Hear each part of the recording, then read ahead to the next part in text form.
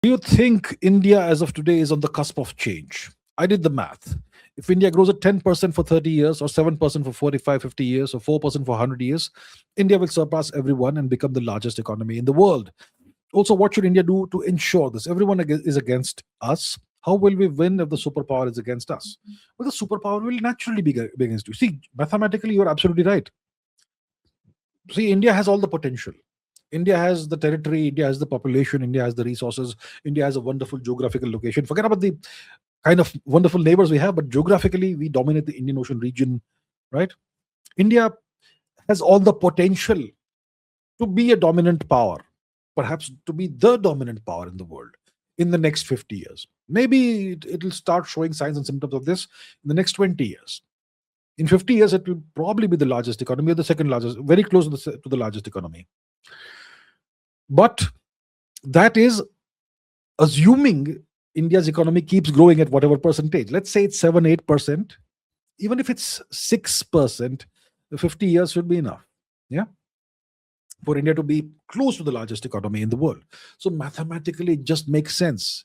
Just keep doing okay work, 6% growth per year. It's enough. But the other nations won't allow this to happen. They don't want this to happen. The US doesn't want that to happen. The Chinese also don't want this to happen. So the question is, what should India do to ensure this? Everyone is against us.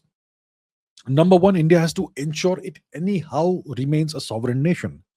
Don't allow someone to vassalize you. Very, very, very hard thing to ensure.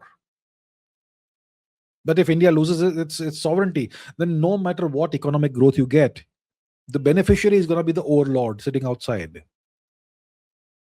So India has to anyhow retain its sovereignty. Secondly, India has to ensure it doesn't get embroiled in some kind of military situation, right?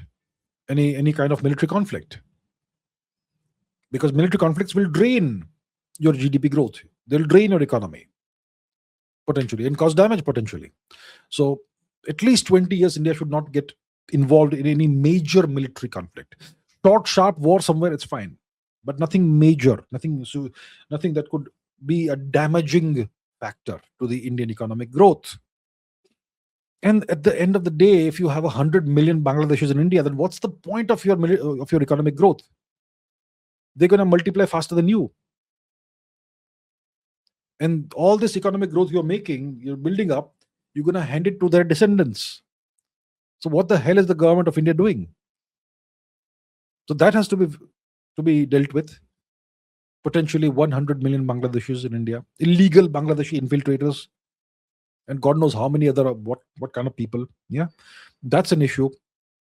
And then if you have economic growth, you're growing, but the quality of the population is low, then what do? What's the point?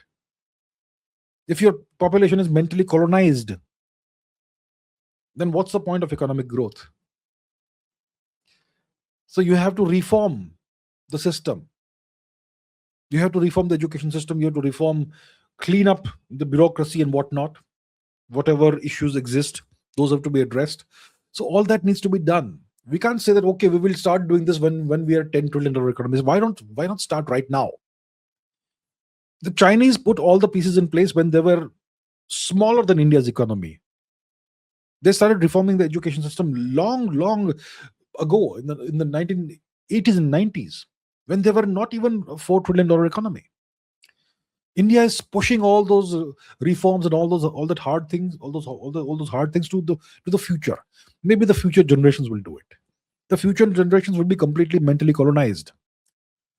So these things need to be addressed. But the most important thing is, no matter what happens, don't lose your sovereignty. That's what India needs to do, and that lies in the hands of the government.